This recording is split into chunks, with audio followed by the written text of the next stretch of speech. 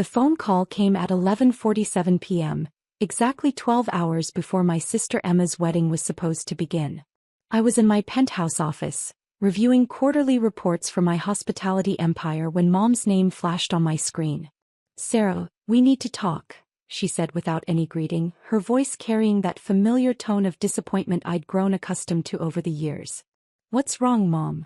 I asked, setting down my pen and giving her my full attention despite the late hour. "It's about tomorrow. The wedding." She paused and I could hear Dad's voice murmuring something in the background. "We've been thinking and we think it's best if you don't come." The words hit me like a physical blow, even though I'd half expected this conversation. 4 months, I'd watched my family plan Emma's dream wedding to her finance bro fiancé Marcus, contributing silently from the shadows while they stressed about budgets and logistics. They had no idea that the lucky break they'd gotten on the Grandview Manor venue had come from me, or that the coincidental last-minute availability had been orchestrated through my shell company. "Don't come to my own sister's wedding?" I asked quietly. "Sarah, please don't make this harder than it has to be." Mom's voice softened slightly, but her resolve remained firm. "You know how important this day is for Emma.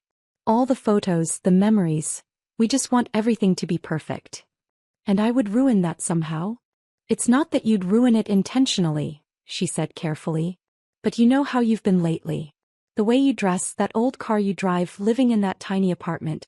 Emma's friends, Marcus's family, they're all very successful people. The Hendersons have a reputation to maintain." I almost laughed at the irony. If only she knew that their successful future son-in-law had pitched his startup to my venture capital firm 6 months ago.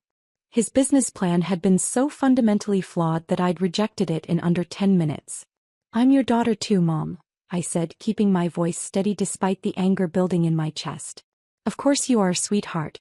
But sometimes loving someone means making difficult choices. Emma deserves her perfect day, and honestly, having you there in your current situation, it would just raise questions we don't want to answer." "By current situation?" "You know what I mean. The unemployment, the small apartment, that beaten-up Honda you refuse to replace. Emma's wedding is going to be featured in Metropolitan Weddings magazine. We can't have you in the family photos looking like..." She trailed off, but the implication was clear. I closed my eyes and took a deep breath. For 3 years, I'd maintained this facade of struggling to make ends meet while secretly building one of the most successful hospitality empires on the West Coast. My family saw what I wanted them to see. A daughter who'd never quite found her footing after college, who worked some job in hospitality that barely paid the bills. The truth was more complicated. At 28, I owned 17 luxury venues across 3 states, including the very location where Emma's wedding was supposed to take place in less than 12 hours. My tiny apartment was actually a minimalist penthouse worth $4.2 million, and my beaten-up Honda was a conscious choice to stay under the radar while I focused on building something real. "Sarah? Are you still there?" Mom's voice pulled me back to the conversation. "I'm here. So you understand then why this is for the best." I looked out the floor-to-ceiling windows of my office, watching the city lights twinkle in the darkness. Down there, hundreds of my employees were working the night shifts at my various properties, ensuring that guests had perfect experiences. Tomorrow they would have made Emma's wedding magical too. "I understand," I said quietly. "Good. I knew you'd be reasonable about this. Maybe we can all have lunch next week, just the family, and you can see all the photos." "Maybe." "All right then. Get some sleep, sweetheart. I love you." "Love you too, Mom." I hung up and sat in the silence for a long moment, processing what had just happened. My own family had uninvited me from my sister's wedding because they were ashamed of what they thought I'd become. The funny thing was, I could have fixed their perception years ago.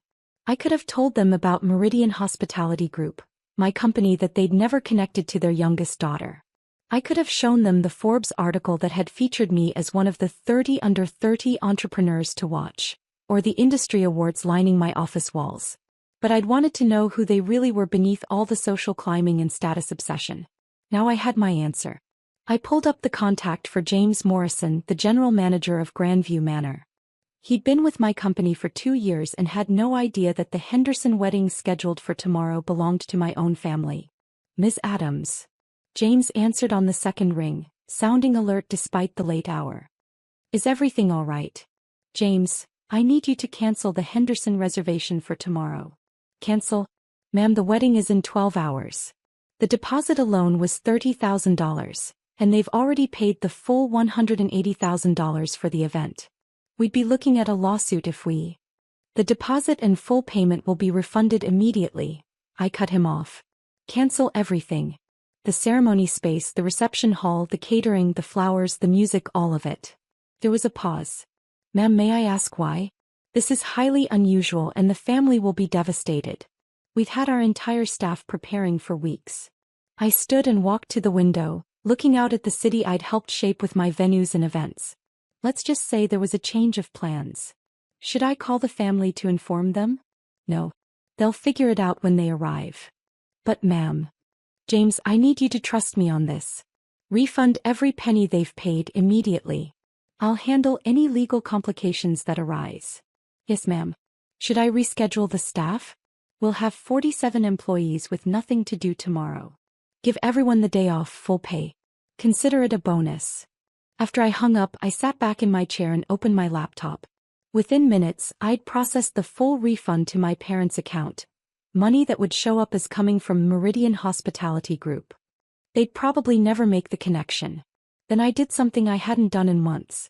I called my assistant Marina despite the ungodly hour. Sarah? What's wrong? Marina answered immediately, her voice sharp with concern. Nothing's wrong. I need you to do something for me. Of course. What do you need? I want you to book the penthouse suite at the Ocean View Resort for tomorrow night. And arrange for my driver to pick me up at 10 a.m. The Ocean View? That's a 6-hour drive. I know. I need to get away for a few days. Should I clear your schedule for Monday? Clear the entire week. After the arrangements were made, I tried to sleep but found myself staring at the ceiling instead. Part of me wondered if I was being too harsh. Emma didn't even know about Mom's phone call. She was probably asleep, dreaming about her perfect wedding day. But that was the problem, wasn't it? Emma had known about the family dynamics for years. She'd watched our parents slowly freeze me out of family events, had participated in the subtle exclusions and the not-so-subtle disappointments. When was the last time she'd called me just to talk? When had she last asked how I was really doing? The answer was never, because they were all too caught up in their own version of success to notice that I'd quietly surpassed every single one of their achievements. My phone buzzed at 6:23 a.m. with a text from Emma. So excited for today. Can't wait to see everyone at the venue. I stared at the message for a long time before responding. I hope your day is everything you deserve. At 7:15 my phone started ringing. It was James. Ms. Adams, I'm getting calls from vendors. The florist is here with $8,000 worth of arrangements, and the catering truck just pulled up. What should I tell them? Tell them exactly what I told you. The event is cancelled. The bride just called. She's hysterical. I felt a pang of something, guilt, sadness, regret, but pushed it aside. What did you tell her? I told her that management had to cancel due to an emergency, and that all payments would be refunded in full. She demanded to speak to the owner. What did you say to that? I said the owner was unavailable. Good. At 8:30 my phone exploded with calls and texts. First Emma, then Dad, then Mom, then Emma again.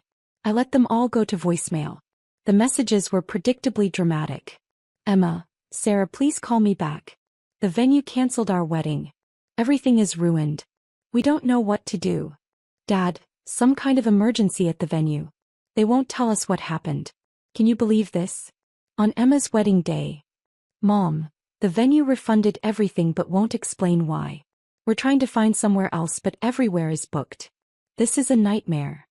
By 10 a.m. I was in the back of my black Mercedes heading north toward the coast. My driver Thomas caught my eye in the rearview mirror. Rough morning, Ms. Adams? You could say that. Family troubles?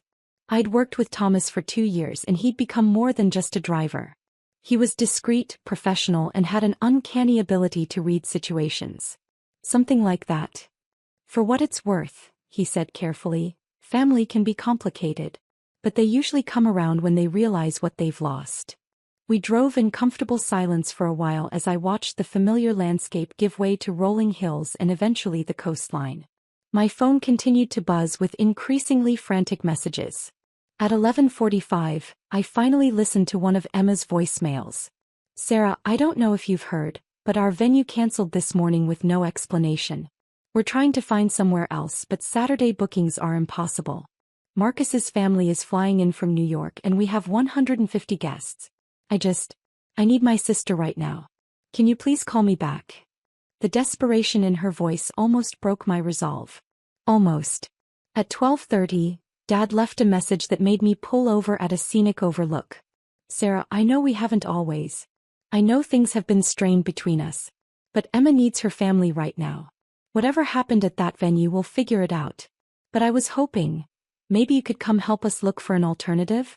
You work in hospitality, right? Maybe you know someone who could help on short notice. I sat in the car looking out at the Pacific Ocean and laughed until I cried. They wanted my help in hospitality. They had no idea that I could have solved their problem with a single phone call, that I owned 6 other venues within 50 miles that could have accommodated their wedding. But they'd made their choice when they decided I wasn't good enough to be in their family photos. My phone rang again. This time it was a number I didn't recognize. Hello. Is this Sarah Henderson? The voice was male, stressed. Yes.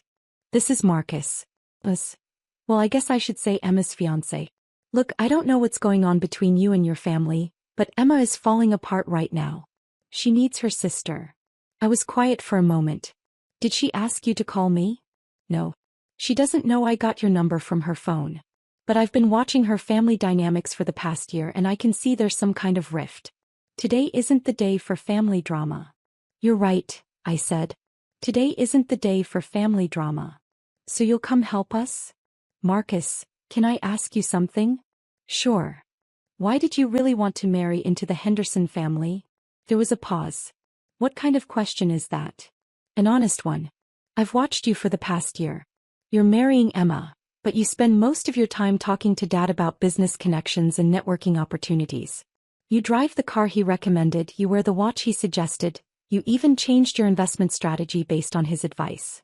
Emma's father is a successful man. I respect his opinion. His investment firm manages $30 million in assets. That's not exactly Warren Buffett territory. How do you know that? I smiled.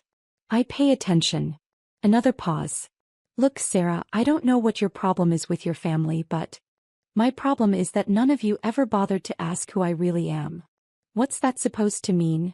It means I hope you find a venue for your wedding, Marcus. I really do.